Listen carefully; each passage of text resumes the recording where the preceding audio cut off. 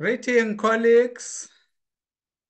I'm trying my best to avoid good morning, but I'll say greetings because others are observing the morning sessions, others are observing this as the evening session, others are observing this as the afternoon session.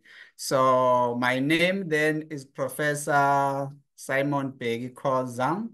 So you can use any of those names. I can be Simon, I can be Peggy, I can be Koza. It's up to your needs that will determine whatever you may use. So in South Africa today, the 9th of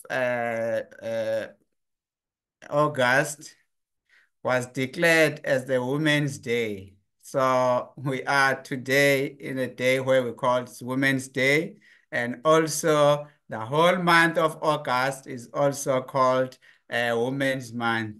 Therefore, we are now uh, contributing towards that kind of celebration by introducing this webinar where we are as academics contributing with what we call knowledge. So, academics contribute with what we call knowledge. So this webinar then started in 2023 as a collaboration between the University of KwaZulu-Natal, University of Eswatini, in Swaziland, or others would say in Eswatini. It was Swaziland long time ago, but now Eswatini. Then we have National University of Lesotho in Lesotho. And then we also have Kenyatta University in Kenya. So those universities then established this webinar to say that let's come together, the world should come together and then celebrate what we call research. So the term that was used, it was African interaction, but I can say now it's safer to say research interaction because we are bringing other continents as well as part of this webinar. Therefore, in dealing with the issues then here, I would like then to call upon Professor Paseka Mosia, who is from the National University of Lesotho.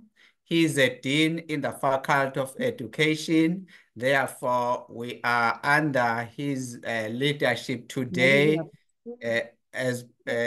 so that he will be sharing everything that we are doing today. Therefore, I would then like to call upon him so that he will then take us through what the presenter would be presenting, etc., etc.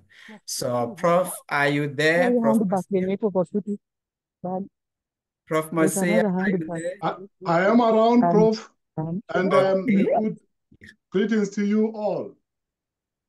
Yes, thank you. Thank you. You can take over, Prof. Thank you very much, Prof. Colleagues, if we could mute ourselves. Can you mute yourself, please? All right. Prof, is it possible to mute everybody and then I'll unmute myself? Yes, I'm muted. I'm muted here. Okay. Yeah, I'm muted here, so you can continue. Thank you very much, Prof, and thank you for those introductory remarks. Greetings and welcome to everyone. I'm already introduced, and let me get to the point. I think it is most importantly important that we acknowledge the initiative by the UKZN University for this particular collaboration that started in 2023 and the lessons we have drawn over this past year or so.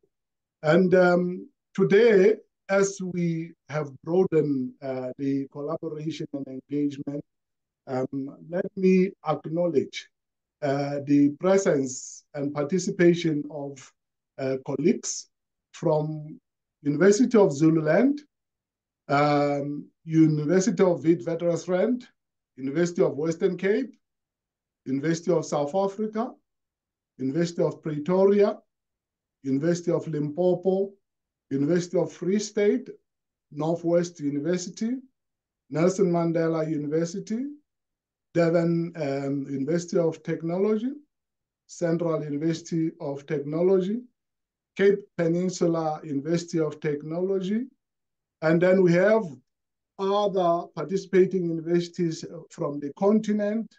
We have William Pitcher College from Eswatini.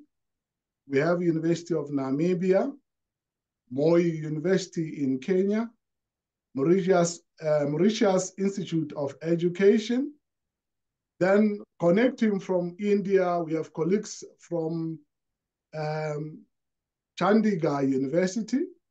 And then from Jamaica, we have International University of the Caribbean. I think this particular expansion, Prof, is very much welcome in our initiative as academics to contribute in the knowledge economy. I think the purpose of this particular initiative is to try and connect and collaborate. We know that the world has just become a small village as a result of ICT and interconnectivity. And as such, it is important as universities participating in this era of the knowledge economy to work together for the enhancement of our knowledge, enhancement of our products, which are the PhD candidates.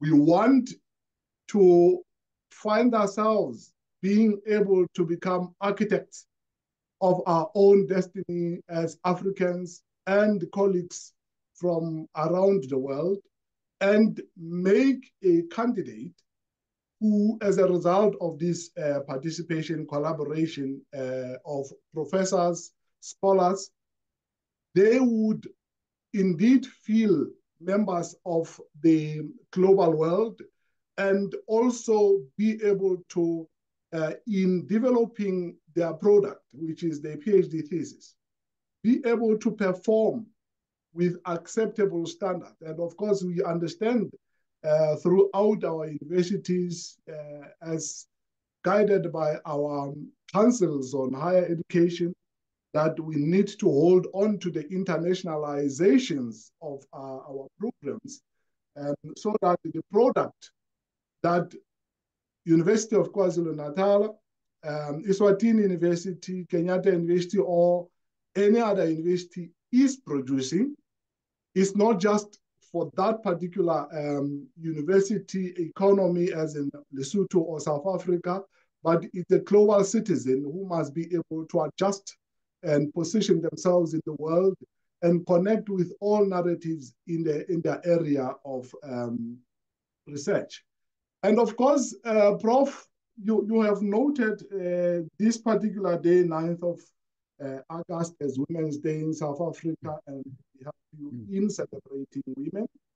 And I don't know, I think you will allow me to just be human for just a minute to say, while we celebrate with Women's Day in South Africa, in the morning, I was listening to the radio, SAFM, and then the sad news and debates about the contested in Miss South Africa.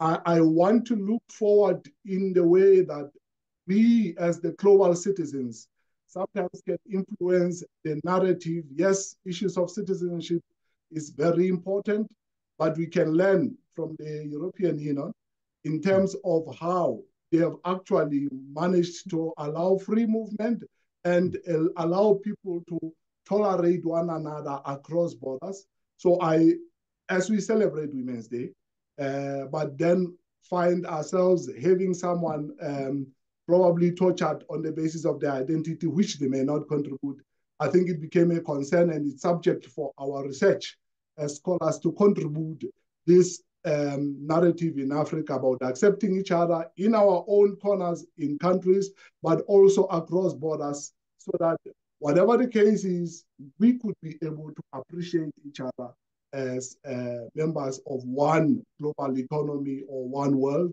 and we can build each other. That being said, Prof, I would like to call on Dr. Mabuza to introduce the guest speaker for today on writing research, a research paradigm on religions and paradigms, choosing a research lens. It's going to be a very interesting topic because, yes, we guide students at master's and PhD level, but we are also researchers ourselves. And we know that there are points in times when our own papers would have been critiqued on those.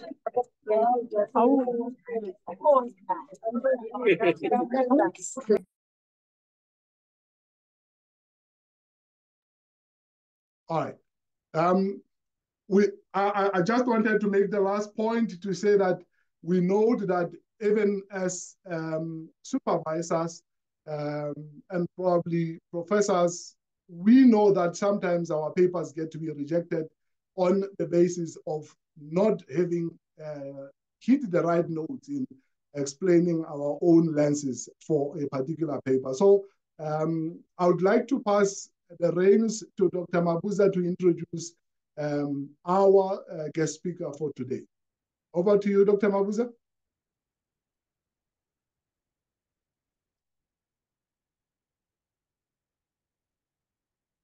Dr. Mabuza, are you around?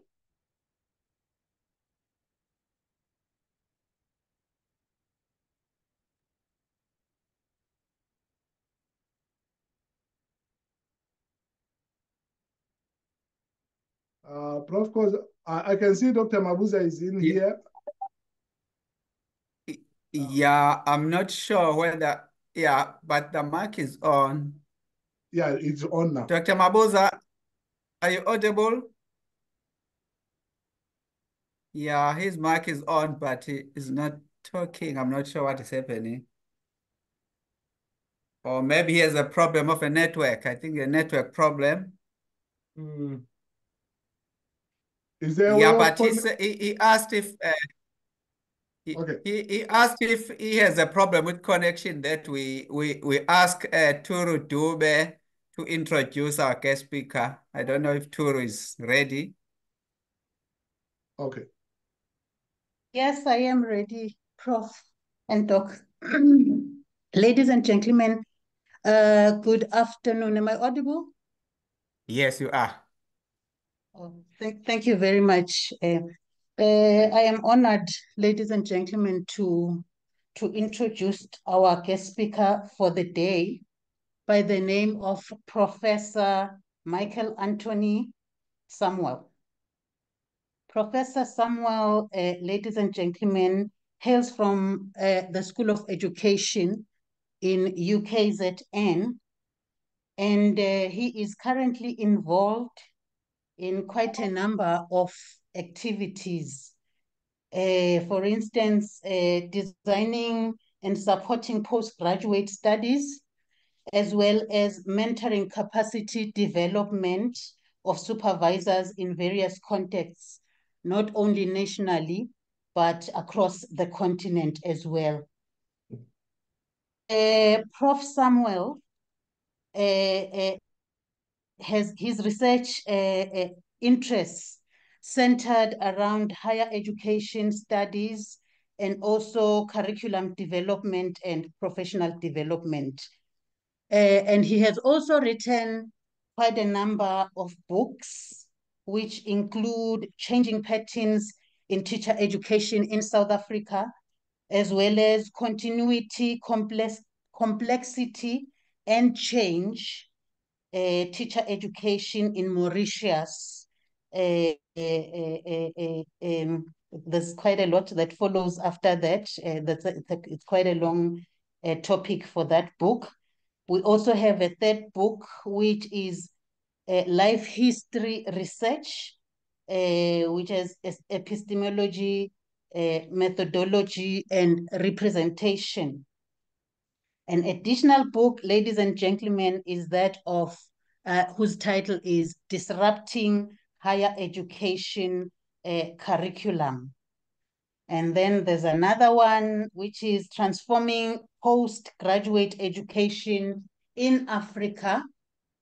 Yes, and also in addition to the many books that he has written, Prof has won quite a number of awards.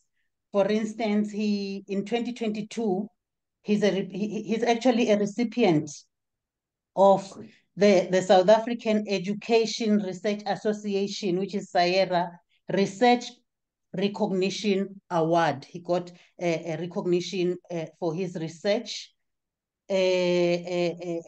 because of his distinctive contribution in educational research.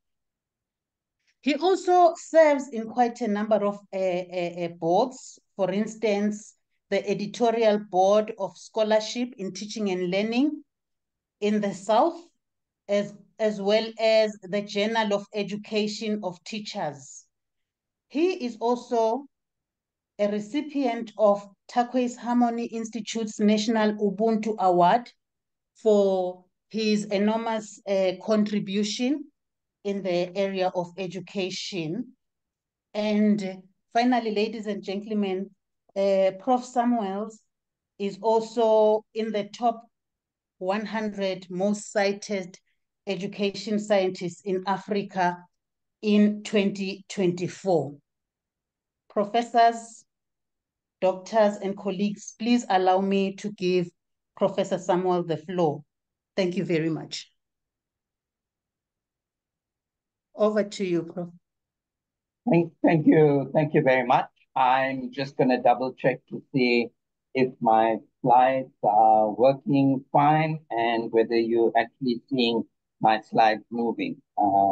Becky knows that I'm always double checking this because I sometimes start a presentation and then discover that my slides are not moving. Okay. Are you seeing my slides moving, Becky? Yes, very well. Brilliant. Okay. Thank you very much. I'm very pleased to see such a large turnout of people from a range of contexts. I originally thought there was a smaller group of those who are interacting in Africa in regards to this program, but I'm glad to see that we've expanded that network. So well done on the organizers to be able to extend the invitation to a wide range of participants continentally, and also in the Indian context, and in the Caribbean context. And I'm glad that this is a network that will be growing as we draw on each other's resources. So I want to argue that this particular presentation is not about attempting to teach you about religion, but I hope we're going to learn something about religions and about critiquing religion. But what I'm using religion as a metaphor to show that many of you already have a deep-seated understanding of the lens through which you read the world. And one of those lenses is religion. Whether you agree with the religion or not is what we're going to be debating. And whether you see the boundaries of those religions in particular ways also informs of how you understand whether the notion of truth exists or whether there is a single truth.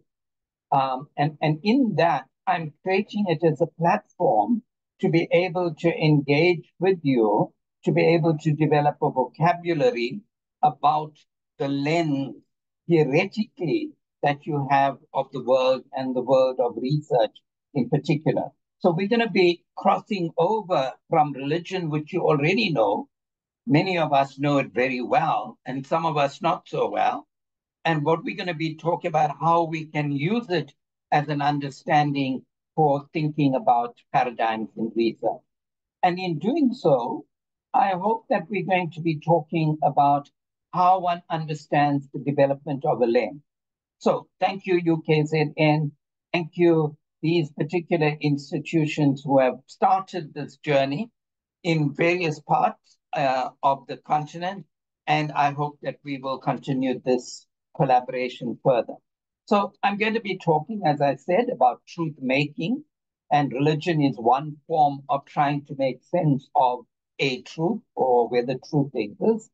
I'm going to be talking about conceptual frameworks in research, and then talk about the differences between models, theories, frameworks, and then elaborate that to the notion of paradigm.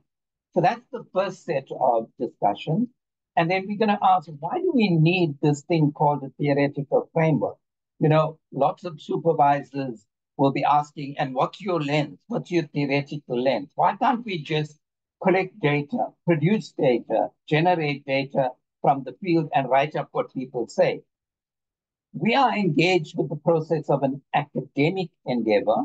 And so therefore we need to be asking how we contributing to paradigm, knowledge, the way in which knowledge is unfolding. So we're going to be talking about and what kinds of paradigms exist. That's the bulk, that's the crux of it. All the rest are examples of how this could be taken forward in one's research agenda. And then in the end, I'm going to draw it together by saying, how do we write up these issues in one's thesis or in one's research proposal when one is trying to bring together conceptual frameworks, theoretical frameworks, and analytical frameworks? So that's where I'm going with the argument of my study, of my presentation. All right? So we're going to talk firstly about what we mean by religions and paradigm. Now, I'm going to take three of the dominant religions that exist worldwide, and I'll show you why in a moment. I'm taking these three, and what I'm going to argue that each of these different religions have a history. It comes from somewhere. It draws on key particular texts. There are particular individuals who guard that particular religion, whether centrally or decentralized. There are key symbols that are used in each of religions. We worship in different places. We have different rituals and practices in each of these religions. And there will be consequence for you if you divert from that particular religion. Okay, so the argument that I'm going to be making is very often we come to our religions as if they are absolutely certain and they are the truth.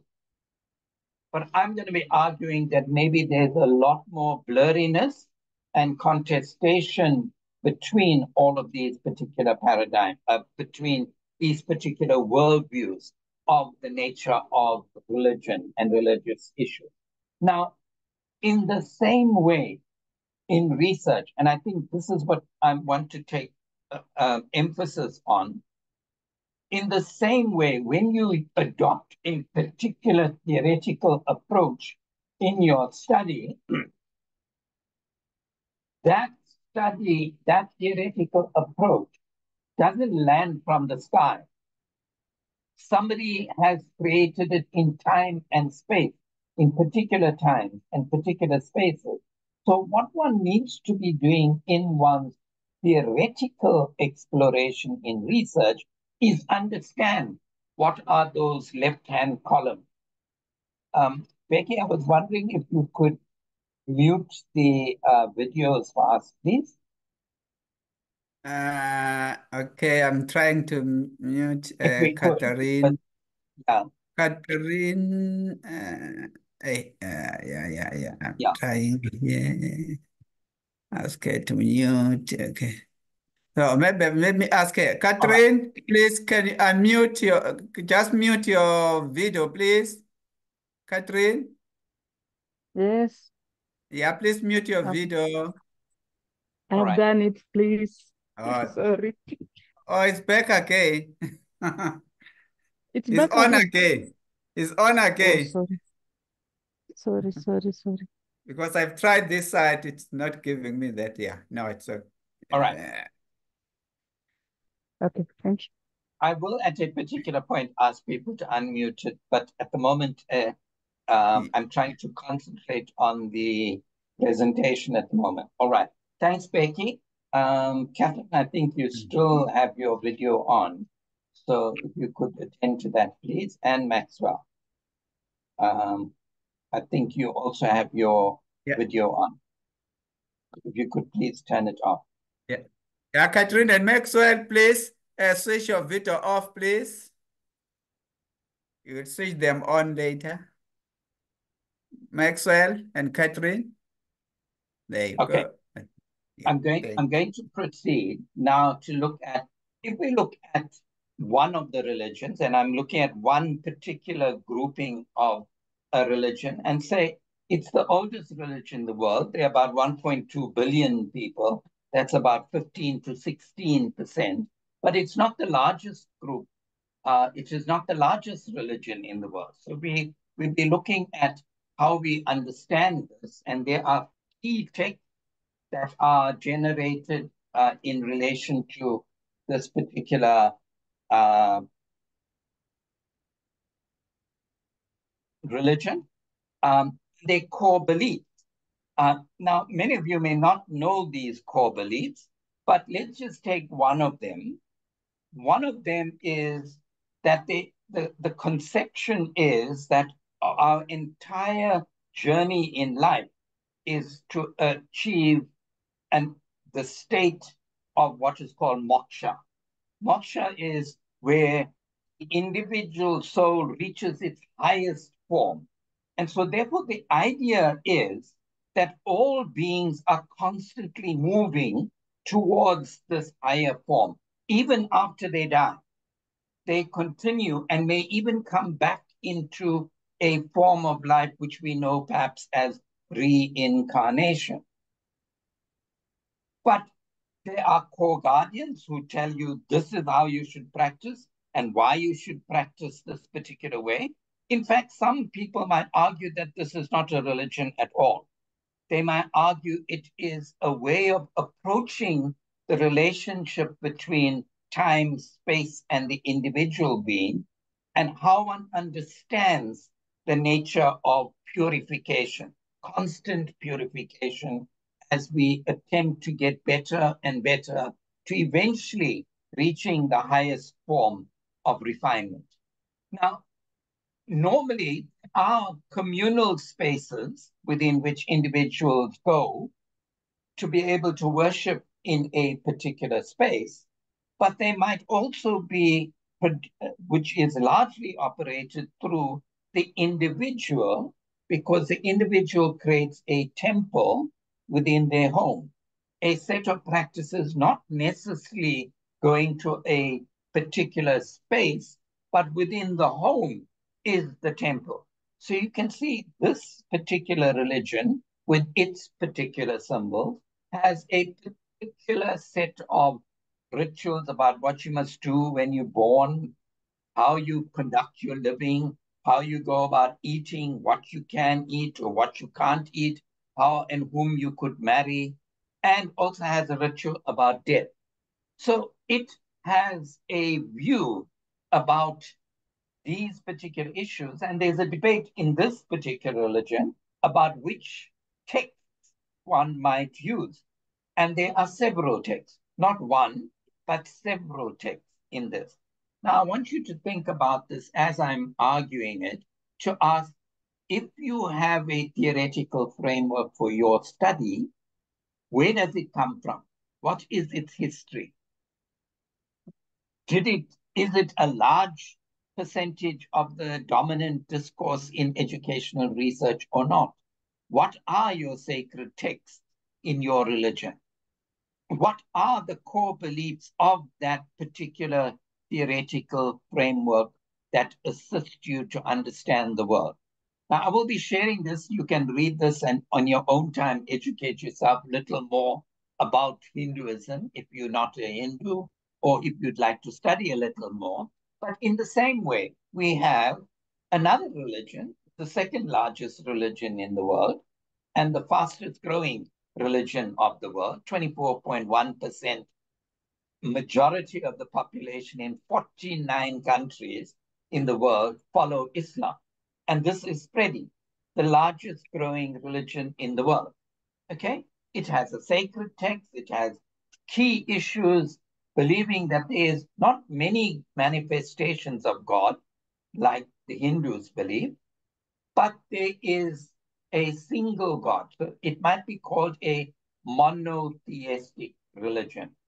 Now, you can see there's a difference between a version of God is manifest in many ways, and here in this case, God is manifest in one way. Now, there are its core beliefs. Who are its core guardians? Some people argue it's the Maulanas or the priests, the people who oversee the reading of the Quran in a particular ritual that is performed on a daily basis 5 times a day. And some may argue those are the people who keep the religious practices alive. So we might ask the question, who keeps the religious practices of your theory or your theoretical framework or your paradigm? Who's protecting it? Who's keeping it bounded to make sure it doesn't stray? Where do you practice that particular theoretical framework? In schools, in hospitals? What specifically are the spaces? Again, it has rituals about birth, living, eating, marriage, and death. Now, the next religion is the largest religion, 33% of the world, who argue that it is based on the life of a particular individual. Some individuals regard this person as a prophet of God, like Islam does recognize Jesus as a prophet of God, but others would argue that that Jesus himself is a God, is God himself, a manifestation of God. We all, I think, have an understanding that the Bible constitutes a sacred text, but there is a particular belief that even though it's one God, that it consists of 3 parts, or a trinity: God the Father, God the Son, and God the Holy Spirit. And so it has a variation, if you want to, on the view of the manifestations in Hinduism. So when we're looking at our particular theoretical framework, what one should be looking at is, what are the parallels? What are the separations? What is the history? Where does it come from? We know that both Judaism and Christianity come from a particular part of the world, as opposed to Hinduism coming from another part of the world. And we can see similarities and differences. So when one is reading for a theoretical framework in your research, this is what you're looking at. Where does it come from? How does it relate to other worldviews? Is it the same or is it different? That's the kind of abstract theoretical thinking you need to be having. Now, in the Catholic Church, in Christianity, which is one version of Christianity, the head of the church is a particular individual called the Pope. In fact, he is regarded as a representative of God. All right? And you can see that's different to, say, the Hindu version, where it doesn't belong. There isn't a single centralized head that's keeping all of this together. But instead, in Hinduism, you have many different heads. So, again, this religion has rituals about birth, living, death, marriage, etc., the same. But its rituals will be very different to another set of rituals. I want to just give you a visual representation of the spread of religions in the world, the largest being Christianity, but you know that Jesus Christ was not a Christian. He was a Jew. So therefore, his practice of what is called Christianity today, it happens 300 years after Jesus Christ dies. Then we have the first Christians who follow the teaching of this person called Christ. Okay? As opposed to Judaism, which still believe the Messiah has not come, but they follow all the practices and the rituals that many Christian churches follow today. So you can see the blurriness between Christianity and Judaism. We also have Islam as the next, but you can see in the visual representation I'm making, the size compared to that, compared to the third religion in terms of the size of these. But we might also argue that they're different variations, whereas that one consists of 2100 million people, all right? The next one consists of a much smaller number, but as I indicated, is the largest growing religion in the world, spreading beyond just the immediate context of the Middle East, now in 49 countries throughout the world. In the same way, we might argue that there are other versions of religions related to Hinduism or not, but with smaller numbers. I'm not going to go into each of the details, but the oldest of the religions is Buddhism, which gave rise to Hinduism and then broke away into different variations of Hinduism. All right? There might be argued to be people, 900 million of them, who argue that they belong to a secular religion. And there are those who argue that religion is about the way in which people organize themselves. We might even argue that there is African religion. Are they part of the folk or secular religion? Is a debate that we can argue about when trying to ask how many numbers. So do we add the last three together in one group, or are they separate groups? Now, that is what we're asking in theoretical framing. When we try to ask the theoretical framework of your study, we're asking, what's the boundaries? Are those boundaries hard, or are those boundaries permeable? Can we bring together different worldviews in a theoretical framework?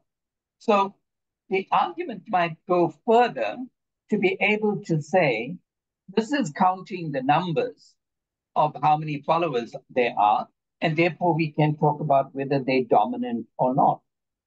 Which one dominates and which parts of the world are dominated by, let's say, Christianity. It's interesting to note that Christianity is in decline in the European context, but is largest in the Americas and Africa. So there are more Christians outside of Europe than within Europe. So when we talk about a religion, even though it might originate somewhere, it operates at different spaces. Of course, further, there are many different variations or denominations of what we might call Christian. So there's a great difference between those who have protested against the original dominant Catholic Church and formed other branches. And of course, I've just listed some of the main branches and show by virtue of the size of my diagram, what's the numbers that we might be talking about in relation to these religions. Now, the same way we think that there's one version of Islam, yet there are many variations, denominations. They follow the same Quran, they follow the same traditions, they follow the same origins, but nevertheless, they might differ in their rituals and their practices, their interpretations of this. The same might be said for Hinduism. Now, if we look at these, I'm only looking at the variations that exist in those three dominant religions that I've spoken about. But there might be a whole range of variations that exist on the right-hand side. So the role of the researcher is trying to understand what are the variations, what are the overlaps, what are the dominant forms of thinking about a particular issue. That's what you're trying to do. And in fact, just as you have a conception about your particular religion, don't believe it is the only possible answer to seeing the world. You have to put whatever your interpretation is under erasure, under questioning. It must be challenged in terms of why do you hold this particular view? Could other worldviews be held? Now, there are obviously people who also say, I do not believe that it is possible that there is such a thing called a supernatural being called God, or beings called God, and I'm an atheist. Or I might believe that it is not possible to know God. We are mere humans, so how can we know God? So the first one, atheists don't believe God exists. The second one does not believe that we can know God. He may exist or she may exist, but we are unable to know it. And there are many people who might have been born, I don't know, a Christian, but never practice it. So they don't follow any of the rituals. So what I'm pointing out to you, that the field of research is messy, contested, blurry, overlapping, and presents a view, an opportunity to question the stance that you hold. And that's what we're trying to do when we say we're engaging with a theoretical study. At PhD, you're not just describing what you do in your church or in your mosque or in your temple, use the metaphor. What you're doing is putting your particular worldview in relation to the broader landscape that exists and the traces that exist. There are many overlaps. As you can see, all of those religions, those three religions, actually are called Abrahamic religions. They actually have the same text embedded and the same people who they refer to in this particular text. So the study of Christianity, Islam, and Judaism is about how those things actually overlap, of how those Abrahamic religions share common ground.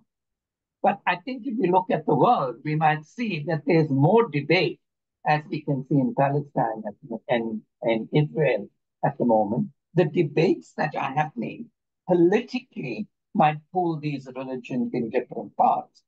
But from a core belief point of view, religious belief, they may be very connected, relatable to each other. The same might be said with Hinduism. Even though we might fight a lot the debates between the different variations of Hinduism, if we add all of those numbers, maybe those are larger than the Abrahamic religion together.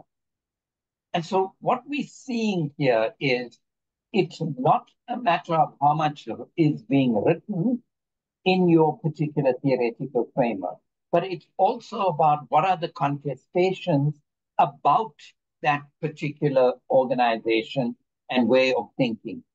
In fact, the greatest movement in the modern context is to move away from organized religion, because people are arguing that it is those gatekeepers that are preventing us from thinking more deeply about the nature of one's relationship to any higher order being or the nature of the world within which we live. So much of this debate is about power, control, hierarchies. And debates around this is what you are bringing to bear when you're designing a theoretical framework. So the key question of a PhD is to ask not just operational questions on how you execute the study, but you're asking questions about the nature of knowing and the way in which we have come to know. And who are the knowers and what is the process of knowing. So I'm going to pause there because I'm sure I've upset lots of people, and I'm sure there's lots of questions that we would like to ask. So Becky, for 5 minutes, I'm just going to start with any questions. If anybody'd like me to clarify why are we talking about religion? Prof, thank you very much. I think just like I said, that it is a subject matter that even scholars already in the field are struggling with. I think you couldn't have chosen the right metaphor for this particular presentation because whether or not we want to take it for granted, each one of us is religious in a particular way. And our perception, religious perception, gives us an outlook into the world. And of course, sometimes a very biased outlook into the world. And I think what I would have noted and have taken away out of this is, then these particular lenses you're wearing, then in this particular aspect of you using it formally for writing is critique, look for its parallel. And when you come out of that, it's to be able to reflect how these lenses seem to be the one that elevates your point of argument as opposed to other eminent lenses that you could have chosen. So for me, having chosen religion, you have actually started at home and you are moving along with me, and I don't have a problem. But as you have said, you have opened the floor for colleagues to engage and so that you can engage back with them. Thank you very much for this particular choice of the lens. What we're doing is we're endorsing the idea that all theoretical frameworks are contestable, and sometimes you may unconsciously be belonging to a particular worldview, but it might be that somebody is controlling the way in which you think about that particular issue. Because if you look at the last, on the bottom right-hand corner, we might ask, who are these gatekeepers that force you to think about your theoretical framework in particular ways? Okay, I'm going to go on. So therefore, we might ask the question, is there such a thing as truth? Does truth exist? And I know that many, those of us who might be very religious and might think, how can you ask us? Of course, my religion is truth. I've been ritualized from the time I know that this is the truth, okay? But we might want to ask the question, and where did your understanding come from? Who is controlling that understanding? So we need to rethink truth. And you might want to look at books about philosophy, which philosophy is about the love of knowledge, how we make knowledge. So I'm now going to go to the difference between that and a conceptual framework. And a conceptual framework is to clarify the issues as you start a study. After having reviewed the range of literature, you come to what are key recurrent conceptions that come from the literature, if you want to, that come from your sacred text. What are the key views of those understandings? You sort out many different understandings, like the different denominations that might exist within one particular worldview. And then you come to a representation of an operational definition that you're going to choose. And then you're going to tell us, if I choose that definition, that operational conceptual definition, that's how it's going to influence how I'm going to design my study. Knowing that there are many other different alternatives that you could have chosen. So you have to suggest what your study is writing against. What is it not saying? So you are writing in a theoretical framing a view about what you're competing with, an understanding of what issues that may have been overlooked and why we need to look at it in a different way. So the consequences are that you then create a lens to understand how your terms are going to be used in operation in the study. That's what we're doing when we're starting off as we begin our doctoral studies, as we clarify the conceptual framework. So it's making a map. It's telling us why you're doing the study, tells us about the boundaries of the study, and it tells you what degree of flexibility you're going to be adopted. It is an argument. It's not as if there's a singular definition from the sacred text, but what you're doing is you're opening it up. You're telling us what degrees of flexibility that may exist, and then you creating a plan of action about how you're going to proceed in your study. So we might want to think that you could then join those into a model or theory, and we're going to be talking about the difference between a conceptual framework, a theoretical framework, and an analytical framework. Now, these concepts won't make sense if you're starting out in your journey, but if you're near the end of your journey and the supervisors in the room will need to be pulling us to these deeper levels of thinking about frameworks. So the conceptual framework, the one I just described now, what do I mean by the concepts I'm using? It's very strongly context-driven, whereas a theoretical framework is putting a clarification of what would be the bounded frames that you are going to be used for your study to allow you to produce data. So it's just before the data production plan that you present a theoretical framing, sorting, categorizing different interpretations of this focus that you're looking at, and then you attempting to establish what might be called an existing hypothesis, an existing lens to test before you go into the field. And remember, this is an initial lens. This is what you're thinking about before you go to the study. In a PhD, the end point is to test whether that original initial lens is adequate or not. And that's what we talk about, how the context activates alternative theoretical understanding. And that's what we're doing in supervisors pushing us to be able to develop what is initially understood, and then when we go into the field, how that changes over time.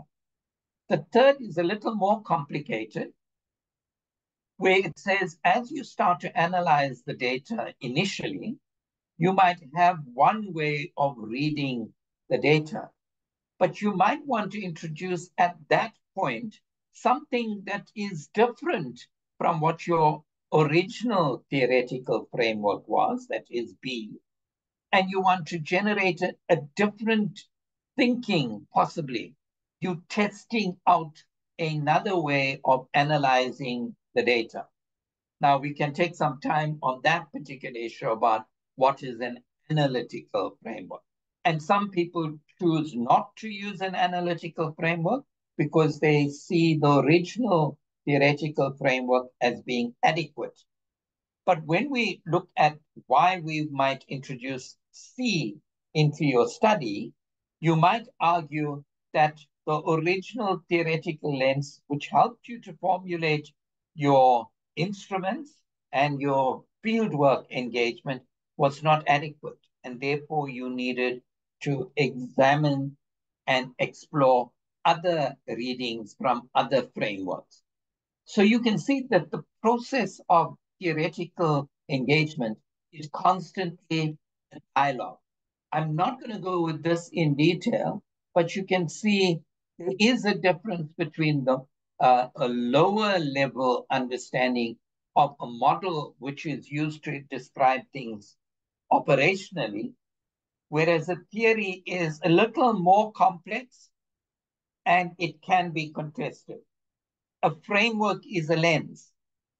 And now we're going to be talking about the nature of knowledge and what we mean by a paradigm. Okay? When you get the slide again, you can look in detail because I give you notes here about what's the difference between each of these different constructs. And I'm not going to be able to because of time. But I'm summarizing it for the presentation. It's a simplified model, is a simplified representation. And usually at the end of a master's dissertation, that's what we present, a model or a way of organizing the thinking. A theory is when it is used sufficiently well substantiated, extended, and we can see the application of that understanding in different contexts. A paradigm is bigger, and that's what we're going to be talking about. What is a paradigm? Okay, but why do we need a theoretical framework at all in a study is what we're going to be looking at. Now, a theoretical framework or a conceptual framework is used to say, I need a lens to put on a new set of spectacles to look at a context other than where the original theory was designed. So, for example, Christianity came from a particular context. Now we want to look at how Christianity operates in India. A large percentage of the population in India is Christian. So now I want to look at, does the variation of Christianity in India differ significantly from the version that is in the original context? So what we're doing is we're taking the same theoretical landscape and we're moving it into a new context and trying to understand how does it work. So how does Jamaica, for example, interpret a particular construct theoretically, like say phenomenology? How does phenomenology transport into different contexts? Another way is we want to see whether that original theoretical framework is valuable or not, given new data. We might want to disclaim that theory or disprove the theory. We might want to say how valuable it is. So we need to be clear why we're presenting a theoretical framework. We want to expose its limitations. Maybe we want to use it as a guide. So each of these are clear purposes about how you're going to be engaging with theory. It's not all about this is the theory, and now I have to apply the theory in practice. There are many different variations of that relationship of how and why we might use theory. You might, in doing so, have to tell us why you didn't select others. Why did you leave out other theories that might be linked or not to your phenomenon? I hope you can see now why I put the religion paradigm up first, to be able to see. Now, who said that you can only see the world through Islamic eyes, or Hindu eyes, or Christian eyes? Is there possible a way of seeing things in different ideas and different ways of seeing the world? All these are ways of seeing. And that's why we call it ways of seeing again, which means we have to search and look again. We have to research. That's what research is about. Looking again at what is taken for granted, what has been accepted, what has been ritualized. So therefore, we're talking about looking again. So I think we need to say remember that you're not writing a textbook when you're writing your theoretical framework. It's making an argument for the lens that you will use. You valuing up the problems with the existing theoretical framework. You're showing where the gaps are and telling us why your new study is needed. You need to add new dimensions. You are assertive as a researcher. You're not a follower or a disciple of theories. You are an assertive critical reader. You are unfolding a logical development, not just listing reports and definitions of previous studies. And you can see if one is examining a doctoral thesis, you will see how very often We have a listing of what he said, what she said, what they said, but there's no critical argument. So it's to develop a lens at the end of your study to drive the way in which you will be engaging with the study. You will tell us how you're going to be linking to the field and how you will use it to compare it for new insights as you exit the field and after you've done analysis. So the structure of the argument of this chapter called the theoretical framework should outline what you're aiming to do in this particular chapter. When you get the slides, you obviously can look at this in much more measured ways and listen to my presentation again.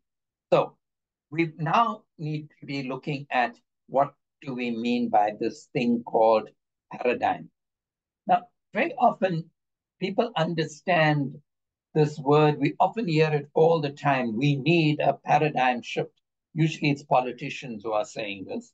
They argue we need to shift our paradigm, new ways of thinking about it. But I'm going to show you that they know very little about what we mean by a paradigm.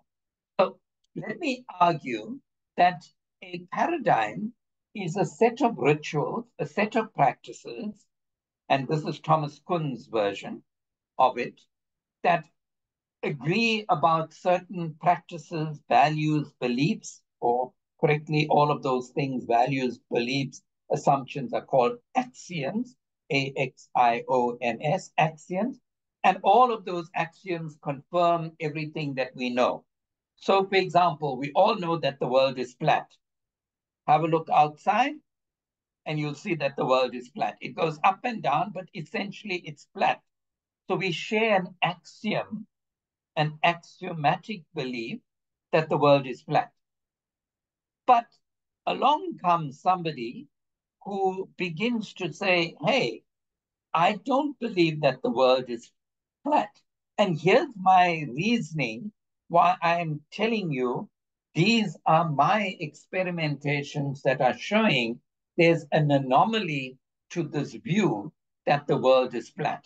That anomaly is turning away from that particular normal science.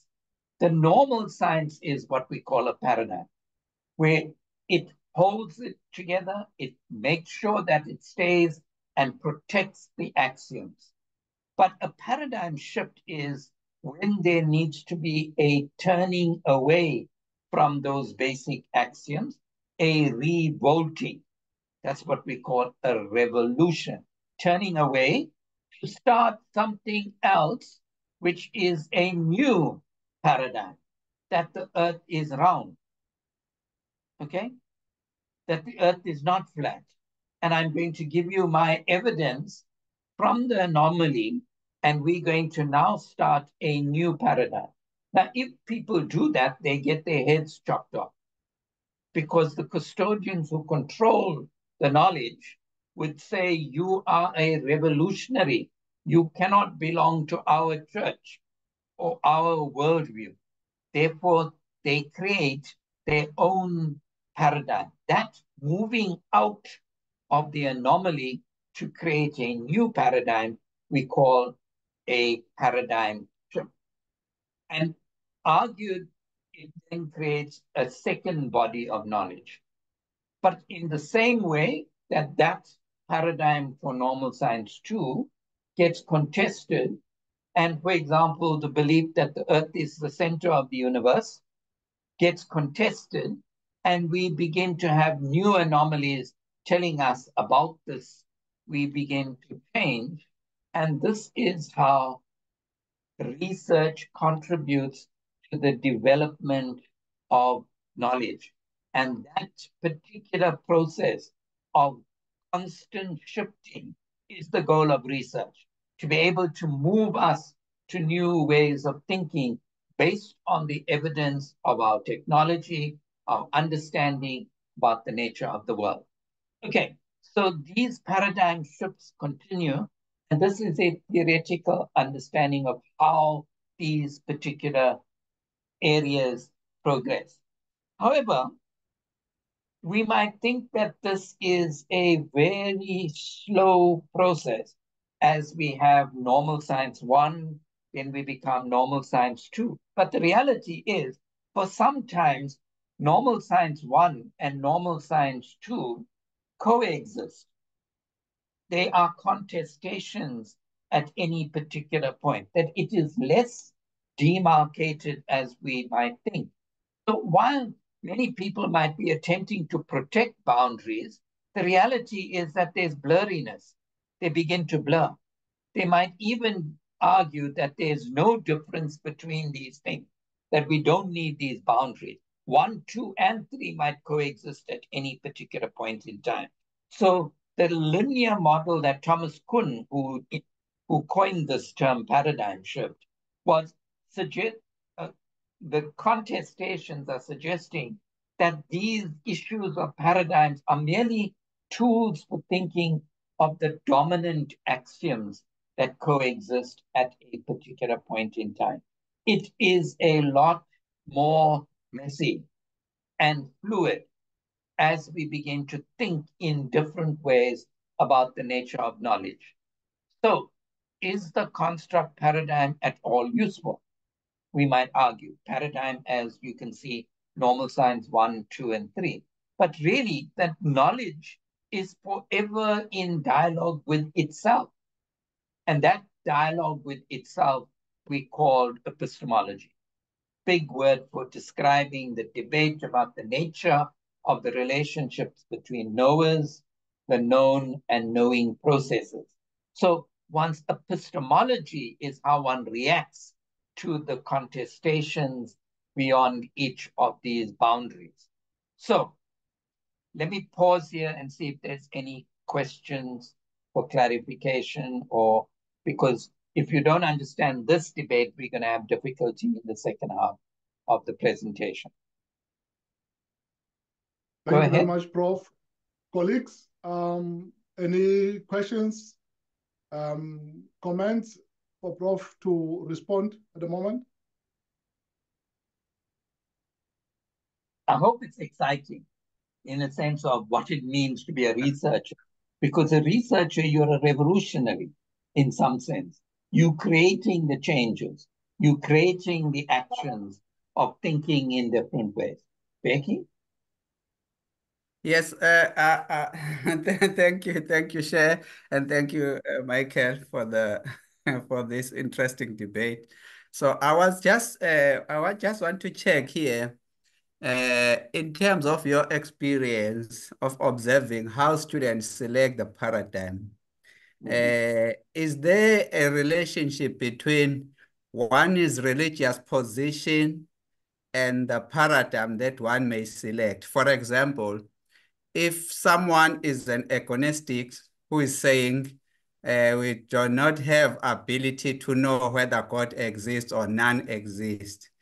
Now, in the terms of paradigm, that person have you ever observed such person working on a positivist paradigm, for example, where they say there's a truth, there's one answer there out there. So how is your experience in terms of religious position influencing your paradigm selection? Religion has taught us to think in particular way. That's my view. So it's not separate from who you are. And therefore, if one's religion is to be firmly bounded by only one worldview, that means you arguing that that is the only worldview that exists. I'm going to come to it in a moment in does truth exist? And how we might unfold this debate about whether truth exists or not. I'll deal with it in a minute. It's my next slide, Becky. But also to link it to say, what if you believe that it is not possible to know? Then one might have a completely different understanding about truth making, the process of making. If you believe agnostically, it's not possible to know God, then it might influence how you think about the world. It's my next slide, and I'll tackle it. I'll come back to you, Becky. If I don't address it, then you can how students' No, that's own right. worldview about truth Mm. might be influenced by the religious position that they have. My experience is very often people are very uncertain about their own beliefs, their own truth, their own religions. They don't research and understand their religions. They're so busy practicing the rituals that they're not thinking about what conceptions it is promoting about the nature of truth. And that's what is good Okay. about the research. It gives you the vocabulary to open up those questions. Okay, Clyde? Okay, thank you. Thanks, Prof. Samuel. What I think I want to touch on is that in the PhD process, of this journey, students will also become familiar with the two terms that they need to divulge and expand on in their thesis, which is their position and their positionality. And by virtue of understanding these two specific terms and how it influences your paradigm, in the process of doing the PhD, you learn more about yourself by virtue of your background, your identity, your experiences, all of that is seen through a specific paradigm. And so at some stage, one needs to pause, you need to spend some time and really deal with this and try to understand which paradigm am I fitting into, and does it change, or am I constant? Does it remain the same? But it is exciting, as you have indicated already. So thank you. Yeah, and as we move on, as we progress in one study, you begin to realize maybe the study is not really about what's out there, but really what's inside here, inside the researcher, and how the researcher sees the world. And that's why we change your name to become a doctor, because you can see and research the world, looking at the world in new and different ways. Okay, I'm going to move on to then the concept about what we mean by a paradigm. Now, this particular discussion you probably had before, but I want you to concentrate on the second row. And I'm going to be comparing 5 dominant paradigms, and this is courtesy of Prof Naina Amin, who has drawn up this for a course that runs, I think, 6 months, just to deal with more or less this one slide. But we're going to try and do it in 6 minutes or 10 minutes around this particular issue. So we can see if one operates, just look at the row on truth making. We can see if one is a positivist, we believe there is a truth. It exists out there. In fact, we even talk about it in the form of data will be collected because it exists out there. All we need to do is collect it. We don't need to contaminate the field too much. We need to be objective so that we can find the truth. The truth is there. And the aim is to predict what is going to happen in the world. So therefore, we know this, it's true, and therefore it's true for all contexts. That is the positivist way in which one is engaging with the truth, with the activity of knowledge making, trying to discover. You can see even the word discover the truth. It's there, but we have not yet found it. So we have to discover the truth. So the key questions that are, what can we know about this truth in the positivist paradigm? As opposed to in the interpretivist paradigm, and Becky, you can see how I'm getting to your question. What if we believe that there are many different versions of truth? I can exist in many different versions of interpretations of the same phenomenon. So we don't believe there's a single truth because we believe that the way in which we construct our reality, we make sense of the world. It's not out there, rather it's in here. We interpret and construct the world. We make sense and understand the world.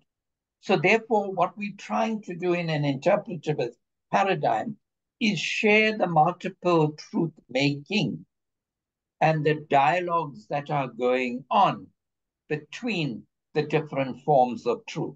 So truth is multiple, as opposed to truth is singular in the positivist paradigm. Now, in the critical paradigm, the argument is you cannot understand truth minus the issue of power. You remember when we were looking at the religions, we were saying that part of the difficulty that we have between the contestations between different religious groups is got to do with the issue of the contestations of socio-political power. So from a religious theological point of view, there might be very few differences between Judaism, Christianity, and Islam. But from a political point of view, there's huge contestation about these particular issues. And there are certain differences that will get overemphasized in order to ensure that those political contestations happen. So therefore, if one is working within a axiom or a worldview of the critical paradigm, and you can see it's larger than just a theory, it's understanding the way in which knowledge is understood to be made, the knowledge-making process, the belief-making process. The argument is in this critical paradigm that the way in which we make truth is not just about having dialogues of the multiple versions of truth, dialogical version, interpretivism, but it's about political issues. And therefore, the debate that the researcher is engaging, what can we do to bring about greater justice in the world, change the world? Let's start talking about what do we need to do to bring a greater social justice.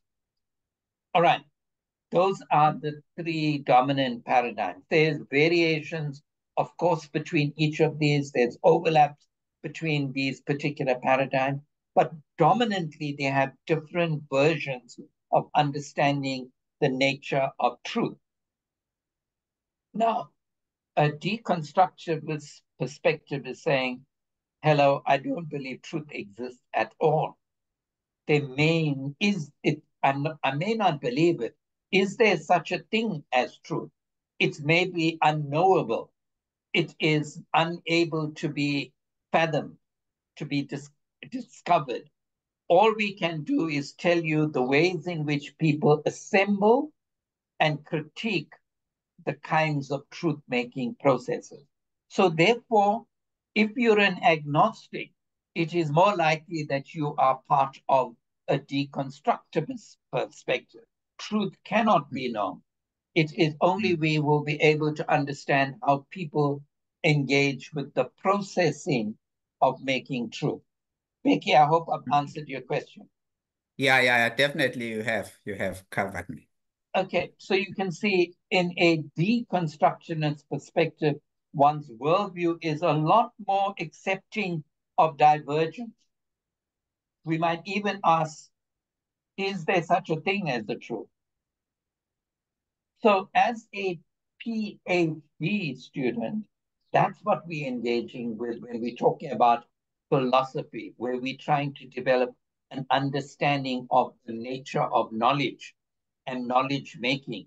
So when your supervisor says you are going to become a doctor of philosophy, therefore you are generating a philosophical insight into the issue.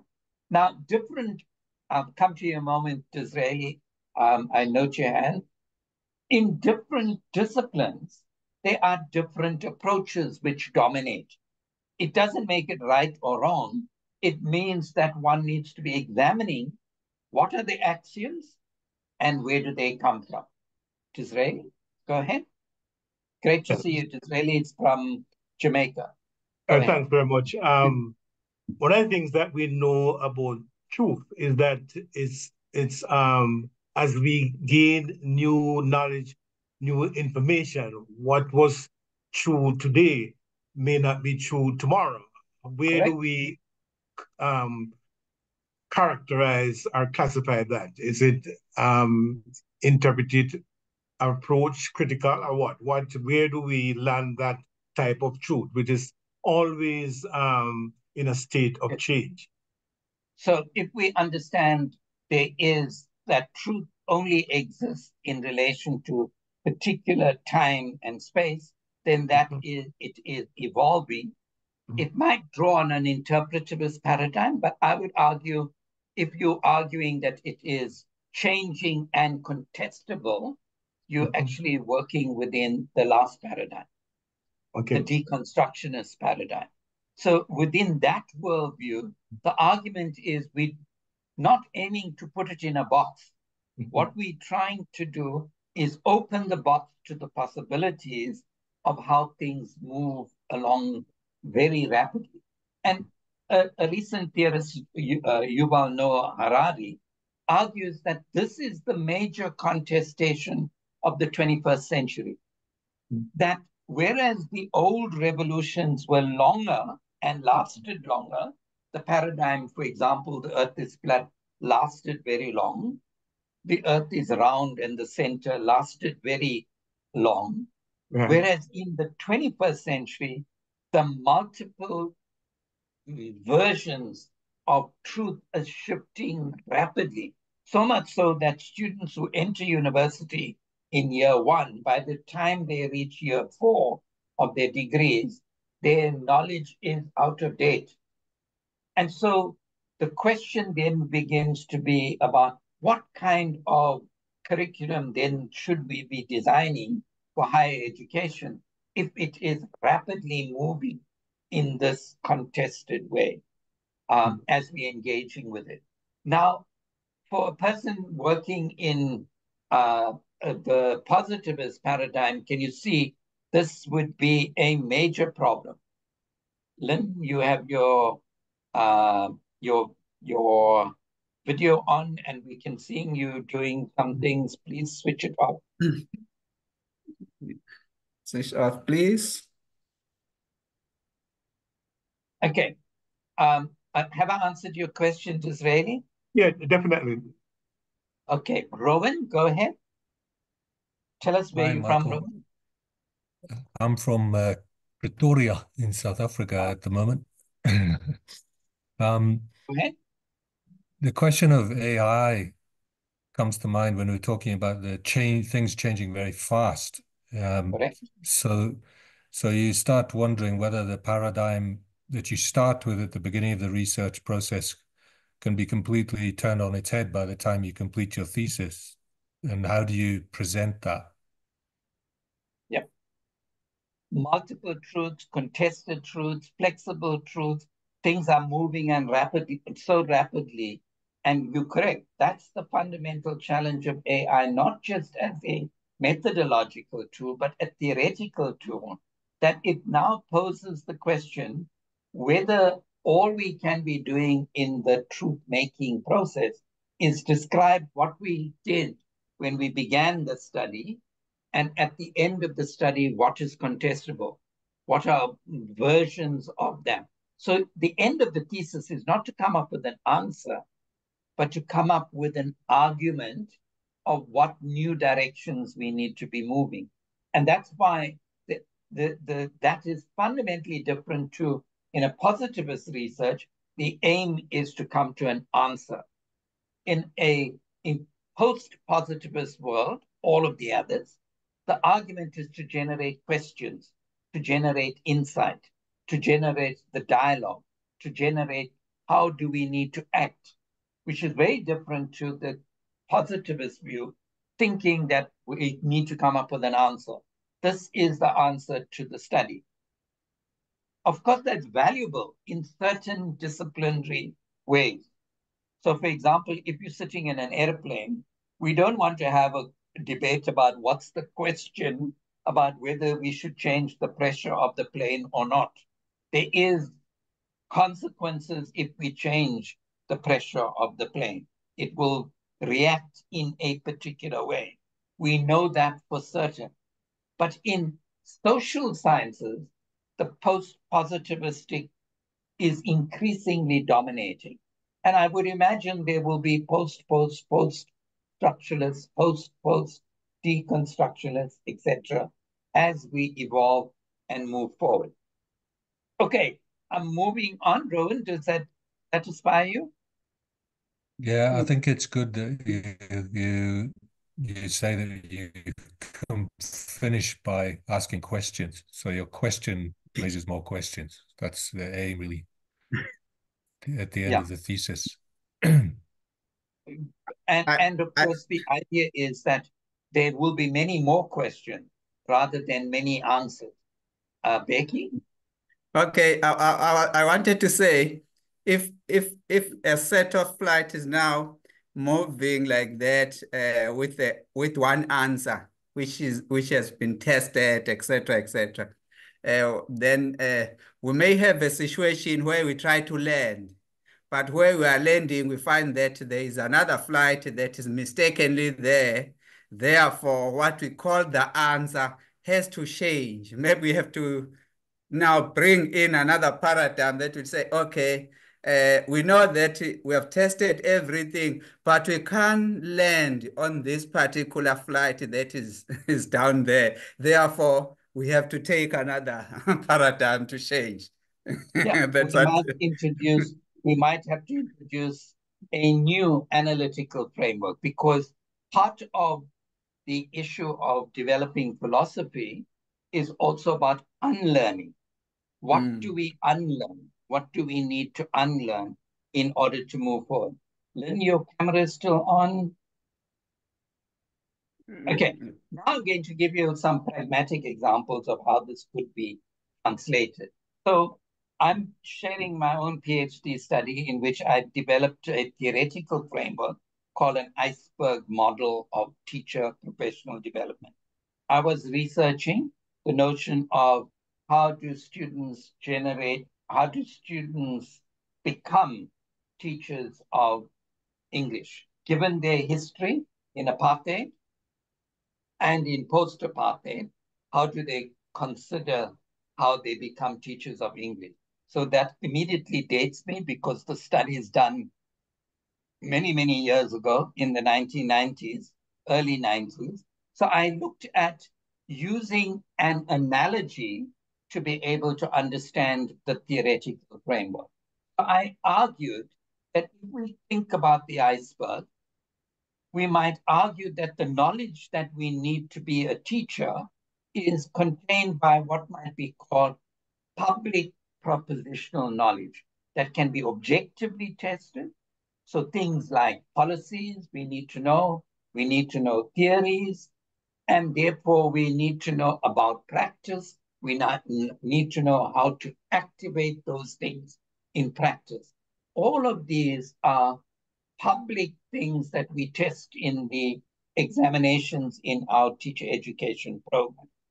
And I'm arguing in this theoretical framework that I've reviewed all of these existing theories of teacher education and arguing that they forget that we have a whole lot of knowledge about what it means to become a teacher in what might be called craft knowledge, which happens below the iceberg.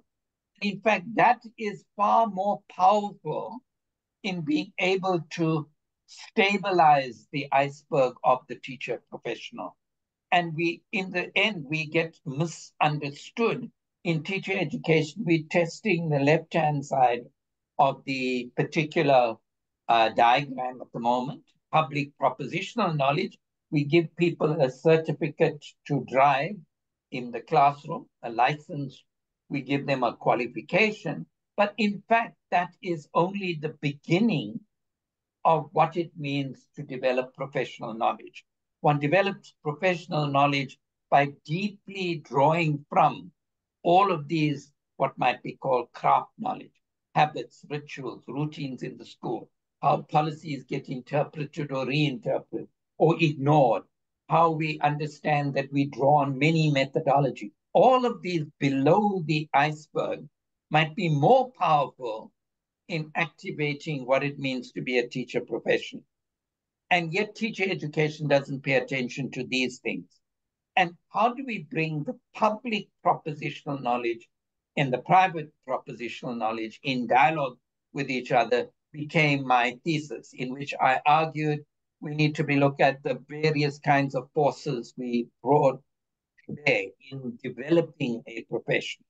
We argue that there might be biographical forces, institutional forces, curriculum forces, contextual forces. The aim is not actually to tell you about this particular model, but to be able to say how you can see the idea gets elaborated in your theory, in your thesis, to say in the end we are shaped by our context, and that's what now called the force field model. And in my case, I've transported it from teacher education to doctoralness. Lynn, your camera is still on and we can see you sweeping your field rather than listening to the presentation. Yeah. Please put it off. Okay. I was talking about professional identity, but then moved it to equally. Now that model, the force field model, is now being developed to be able to use in another context, equally in doctoral education and how we understand doctoral education. So even though the study was designed for teacher professional knowledge, you can see the study is now transporting it into other spaces. Similarly, others have taken that same theory of the force field model to expand it, to say, how do we theorize experience and how it influences professional development? Same model, but extended, a study in Mauritius. She extended it to be able to develop it into not just a Venn diagram like a force field in physics, but rather used a biological metaphor. So she changed the metaphor on using a double helix understanding about the nature of the relationship between biography, practices, and experience. Similarly, another student took the same theory of the force field and then extended it to say it's like a radar.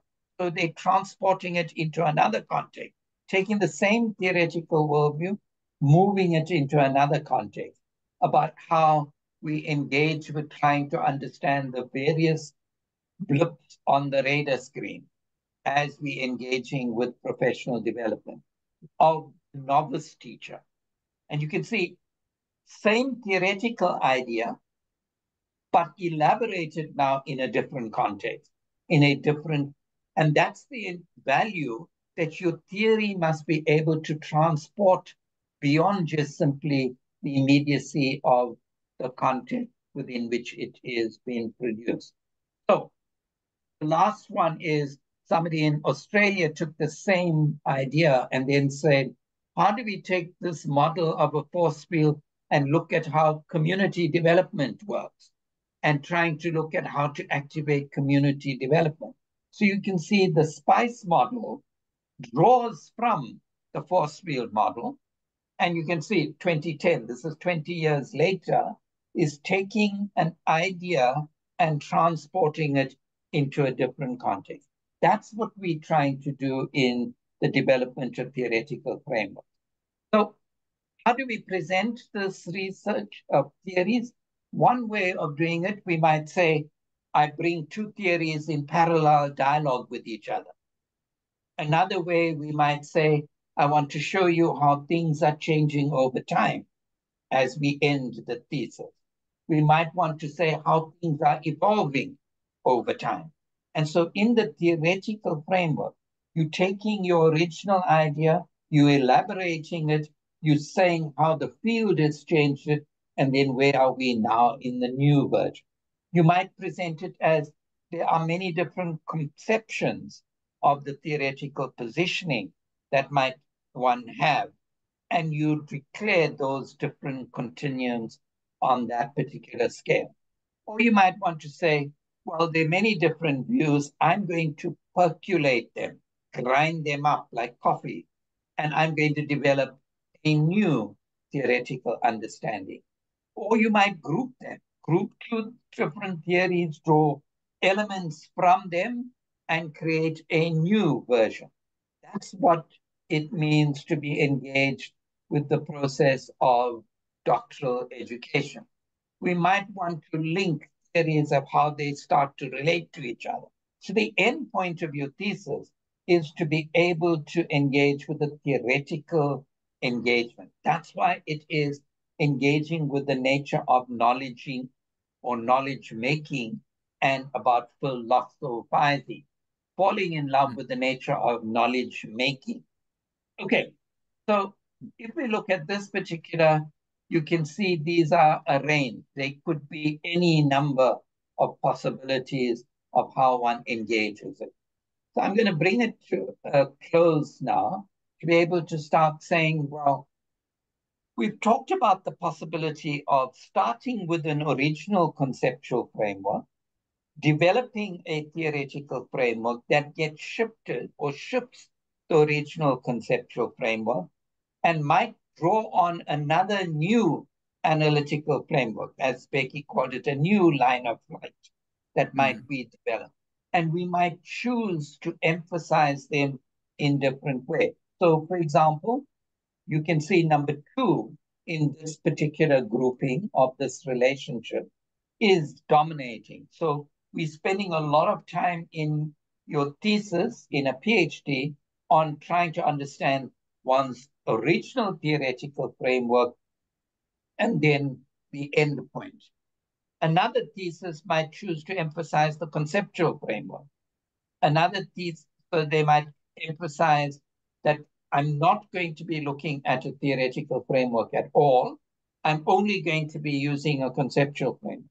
Of course, there are limits to that, but that might be a choice that one exercises. And in an empiricist or positivist way, generally speaking, do not have arguments about what theory is.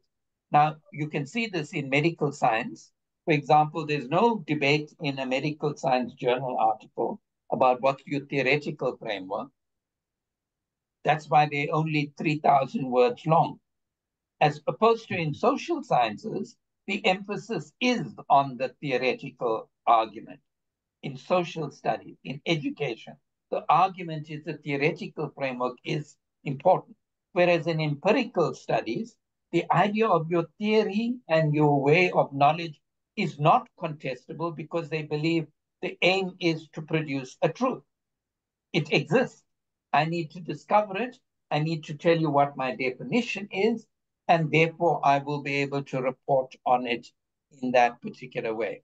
Now, in this way here, the analytical framework might be emphasized, as Rowan was arguing just now, that one might be accenting the nature of how knowledge is changing over time. So each of the approaches to the nature of knowledge is very much linked to our contestation about the nature of truth and whether truth exists. And that's why I think while we might originally think that things are very easy and we just take a theory and we apply it in the context, whereas what I've been arguing in this particular session is that it is exciting, it's blurry, it's complex, it's changing, and it's contested. And with that, I would like to close and open for questions or comments. I'll take about 5 minutes for comments or questions, if that's okay, Becky. Thanks, Clive, for the electronic accolade. Becky, I'm opening up for questions, or the chair. I'm opening for questions or comments. Yes, Prof, colleagues, you can put up your hand, or if you are not able to do that, just speak up.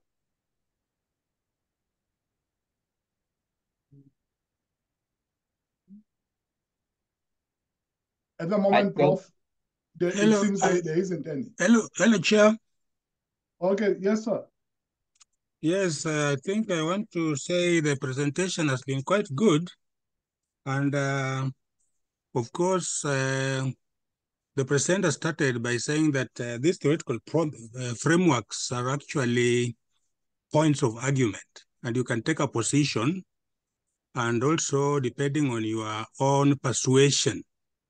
For example, you can also move from the thinking that research paradigm is a combination of research philosophy plus research methodology. And therefore, when you move from there, then you can see that picking on the philosophy and the methodology will reorient your paradigm. We can also think in terms of types and see that one may move from positivism to post-positivism through interpretivism, meaning, of course, you can move from the quanti to quali to mixed methods. And so the way we may argue about theoretical frameworks really may also depend on your theoretical persuasion. And it's good that actually you started off from the religious contexts, and we can see how that has moved us into our understanding of theoretical positioning now. Thank you. Thank you, Matan. I think the issue for me is at a master's level, the emphasis should be on the design of the methodology.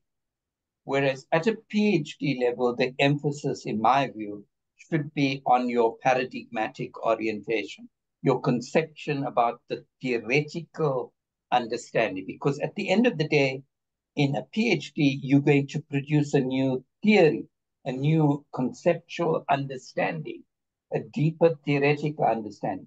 I think one of the difficulties that most novice early stages of doctoral education is people think about how am I going to produce data? And they over-obsessed, because they're coming from master's levels, they're overly concerned with who will I ask the question? Where will I get the information? What strategy for designing the collection of data? And they're not doing enough, in my opinion, of understanding the philosophical question. And so methodologies are not theoretical. So when you talk about mixed methodology, you might say you're bringing together two very different paradigms, a paradigm which believes that the world can be represented in the way of numbers, as opposed to the way of words and visuals and textual representation. Now you're bringing those two different worlds together. Now, very often, people don't talk about the theoretical implications of this bringing together of these two textual forms. What are the contestations? I usually use this with my students, and they remember it very well. 62% of children love lollipops. Okay? So what? What does it mean? It's not just the number that matters. So if you look back again to the diagram that I was saying, is it a matter of how many people follow the religion of Islam and the fact that it's growing? Is that the issue? Or is it a philosophical question to ask, what explains why Islam is growing in that way? Can you see the issue that what one is asking in a PhD is not a technical question or an operational question. One is asking a philosophical question about knowledge making. Thanks, McClellan. Am I answering your question, or you'd like to come back or add or extend?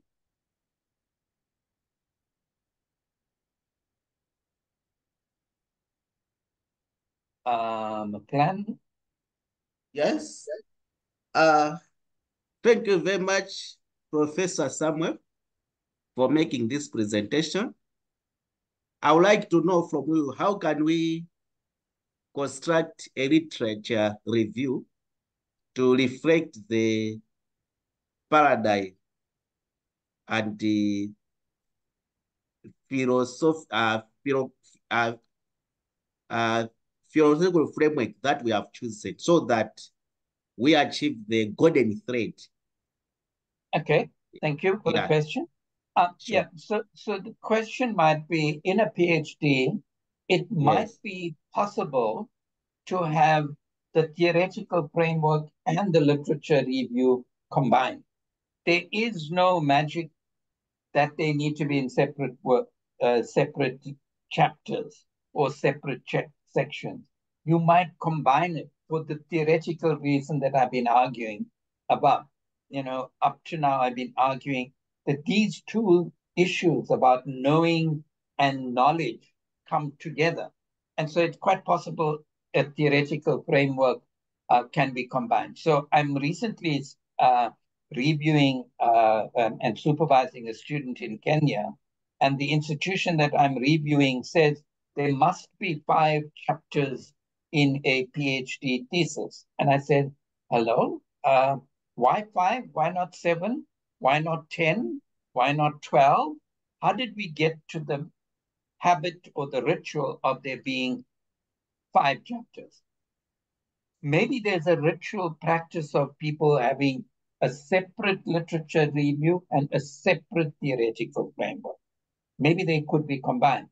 Maybe we could combine the discussion about 2 chapters, about 2 key concepts about your phenomenon, and organize it to include both literature and theory in the way in which we combine the argument. Because remember, both the literature review and the theoretical framework is not to tell us how much you read in the library, but is to make an argument for why a new study is needed.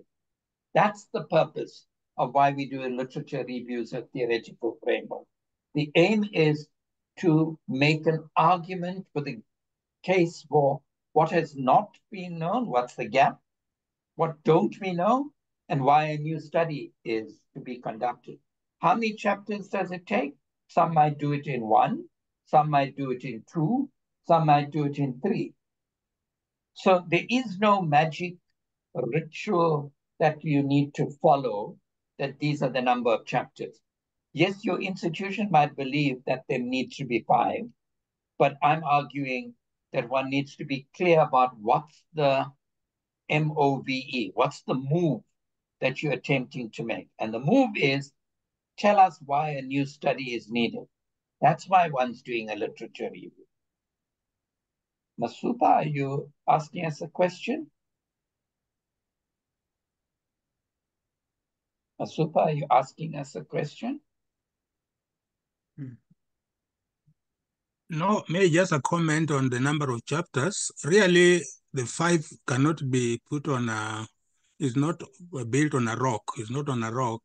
It just depends on really what we call guidelines. Some departments have got guidelines that put students to have 5 chapters, and a student cannot just come up and say, I want to do my thesis on 6 chapters, because maybe the guideline that moves them to 5 as chapter 1 as the introduction, chapter 2 as literature review, chapter 3 as methodology, chapter 4 as findings, chapter 5 as conclusions and recommendations. But then we can also open up the chapter 4, which is findings, so that each finding is a whole chapter. So you can then expand the number of chapters from 5 to n, where n would depend on the number of objectives that you are doing. But again, that has got to be that has to be agreed upon by the guidelines. So what I'm really commenting on there is that the fact that you might be told that this work is marked out of 5 chapters is a question of the guideline which the students are using to do that. Thank you. Okay, so Prof, I might argue, so we could have 3 chapters, which are the introductory chapters.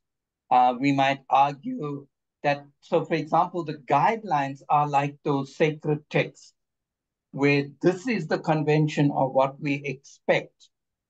And so the point that I'm making is those guidelines don't come from the sky. Somebody created them. And therefore, if we're going to be expanding it to be able to understand the possibilities for creative or imaginative thinking, the number doesn't matter. The argument matters. How we organize the argument of a thesis matters. Yes, you might say you can't have 50,000 words or 20,000 words or 8,000 words. Those are parameters. It doesn't mean that they're absolute. As you say, they are created by guidelines to be able to assist. But it doesn't mean as supervisors, one needs to be slavishly checking on only number one, and one does a particular thing. I have a student, for example, who's written a PhD in which the research methodology is actually the last chapter that the person presents because he's argued for it. And all three international examiners argued that this particular thesis was most innovative and imaginative, creative, and extended the body of knowledge. And not a single one of them wanted to change a single full stop, even in the thesis. So the argument is, how are we equally as supervisors, as institutions, also gatekeepers, guardians of the boundaries of what we accept in academia or not? Mafata, can you go ahead? Thank you so much, Prof, for this very informative presentation. I just want to hear maybe a clarity maybe from you. You sounded more on the issue of paradigm and then also touching more on the theoretical or conceptual framework. Is there any specific relationship that we have between these two? Between the paradigm and paradigm and the theoretical framework. Okay, a paradigm is a much larger grouping, and a paradigm is trying to understand what's the basic axioms. I'm going to go back to that slide, if I may, and let me just hide that, and let me show you the diagram that I was referring to. So you can see, if we look at a paradigm is much larger. Can you see it, Afata? A paradigm is larger than just a theoretical framework. Okay. It's trying to understand the nature of knowledge, the nature of values, the nature of the source of the relationships between knowledge, knowing, and the knower. That's what we talk about a paradigm. And that's what we talk about where we're generating a philosophy. It's more than just, this is the theory, I don't know, Piaget's theory, Brenner's theory of engagement about a particular issue. We're not looking at, because theories are just tools for thinking. When you assemble different theories together, they then become a framework. But a paradigm is bigger than that. A paradigm is trying to understand what's your nature, what's your debate about the nature of knowledge, knowing, and the knower. Those are the three constructs you can see here. That's knowledge, the knowing process, and who is making this knowledge. That's what we're doing in trying to understand a paradigm.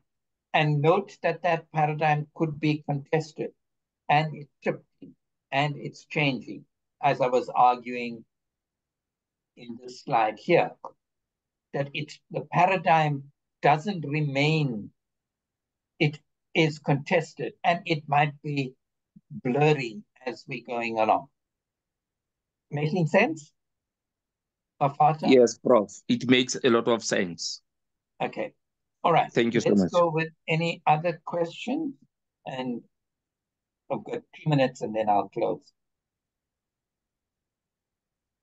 Help me, Becky, or Chair, because I've just got out. I'm not seeing any other hand, Prof. Maybe you need to probably round up and we'll see if there will be other comments after. Okay. Do you want me to make closing comments, Chair? Yeah, yes, Prof. All right. I'm glad that we've had this time together to be able to, I'm using the line from Carol Burnett, if you tell me my age, that we had time to have a laugh, have a think, have an engagement about the nature of what has become ritualized in higher education. And I think part of the difficulty of this debate about paradigms is that the challenge is not necessarily for the students. I teach and work across many different contexts. The challenge is of our institutional rituals that confine the student thinking. And I'm opening it up to say that the challenge is not of creative and imaginative students, but we need to be asking how we're pushing back the boundary keeping of the guardians of our educational enterprise. So I'm being provocative there. And those of you who know me, that's my job, of being able to open up questions of disrupting conventions that have the result of stereotyping and boxifying education so that it becomes stale and repetitive rather than imaginative and creative. So with that, I'd like to thank the organizers for giving me this opportunity to talk with you, and I hope that it has activated some thinking. I will share the slides with Becky, and he can decide on the way forward from there. Thank you, Chair. Thank you very much, Prof. I think all I have to do now is pass my sincere gratitude for the opportunity I was given as the chair. And Prof, your presentation was insightful, and I think I've grown an inch in my understanding. Remember, I was introduced as the dean, and then I have begun to also critique some of our regulations, because I think the debate about how many chapters and whatever, it brings me to us being guardians of certain ideologies and limiting this aspect of looking at the world in a way that is open-ended and has a lot of possibilities. So before I pass on to Prof, want to take this moment. I have learned that the Prof Khoza has had the long-awaited but highly deserved promotion to the full professorship. Can I ask colleagues to put their hands together for that particular acknowledgement of Prof as a full professor? Prof, as I take this particular reins to you and thank Prof Samuel for his wonderful presentation, I, as a person that we all connect to through this collaboration, we would like to celebrate you on this particular day. And Prof Samuel, my best regards and thank you very much. Thank you. Thank you very much, Chair, and thank you very much all those who have contributed. In fact, everyone, because everyone has contributed by being present here, which means we have contributed one way or the other. Therefore, I would like to say thank you very much to Prof Samuel for this presentation and his contribution towards developing this platform. And I also seen that he has been working with other institutions that are participating today, and therefore we encourage him to continue like that so that we can develop a new scholarship that will help us to articulate what our students are looking forward to get. With those short few words, Prof. Samuel, we may now allow you to go. Thank you very much. But your students, if your students are also planning to be with us tomorrow to present their work for critique, etc., the platform is open, because usually we have our guest speaker on Friday, and then on Saturday we give this opportunity to students to present their work so that we can help them to develop, and also colleagues who want to present their papers, we also allow them to do so that we can help them to critique and contribute towards what they are doing. So we hope then to see you, Prof. Samuel, when we invite you again for another session, because this is not ending here, but it's something that will continue up until we find what we call a new scholarship for the world. Thank you so much, Prof. Ricky, just to let you know, I don't think my students will be joining you because there are 40 of them or more. They will dominate your work. So therefore, we have a separate meeting in forthcoming seminars, and they will be working in that separate panel. But thank you for that invitation. No, All thank right. you so much. Thank you. Bye-bye. Yeah. Bye-bye then. Take care.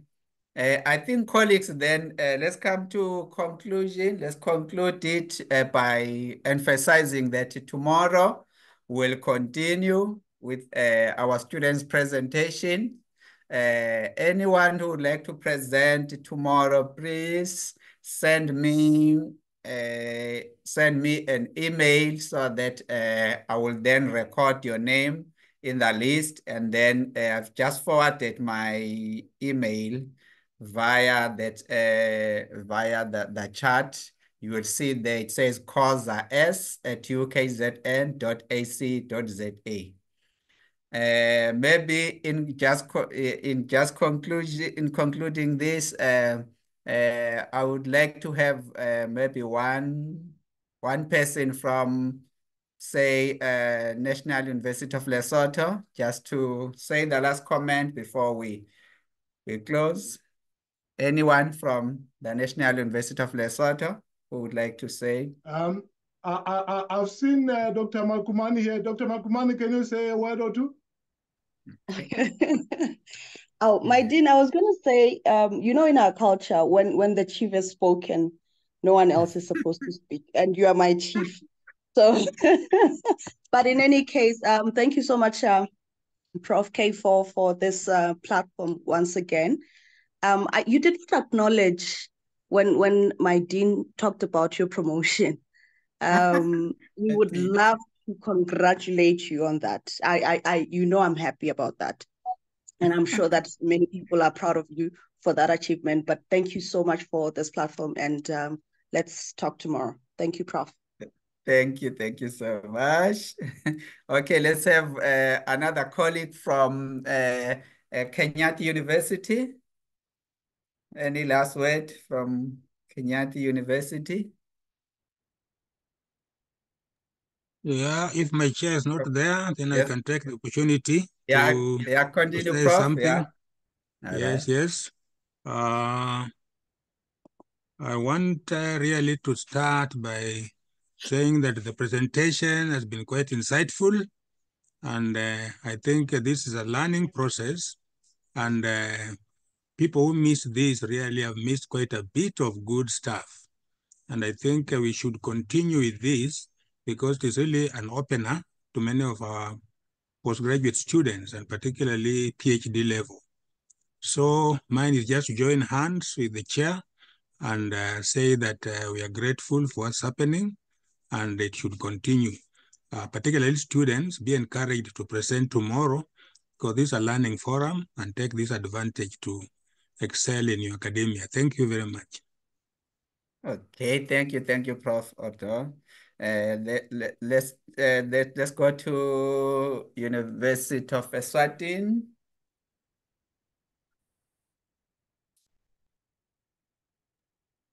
Maybe we should leave it to Dr. Mabuza. Yeah, if the order is working now. Dr. Mabuza, is it working now? Thank you, Prof. And thank Prof. Samuel for the insightful presentation. Mine would be just to remind our students and instructors about it tomorrow, that we are encouraging students to present their studies or their projects at any level. And students will remember not to mention their supervisor's names. And also that we expect constructive feedback from instructors, and also to notify our students that whatever feedback you receive from this forum, make sure that you talk to your supervisor first. You don't just make changes there and there before you inform your supervisor that I've learned about this. I'm planning to do A, B, C, and D. Thank you, Chair. Okay, thank you, thank you very much, colleagues. Then I think we just have to close it there. Otherwise, Dr. Mabuza has emphasized what I was going to say. From the University of KwaZulu-Natal, we are saying thank you very much for the collaborations and the contributions that colleagues have around the world.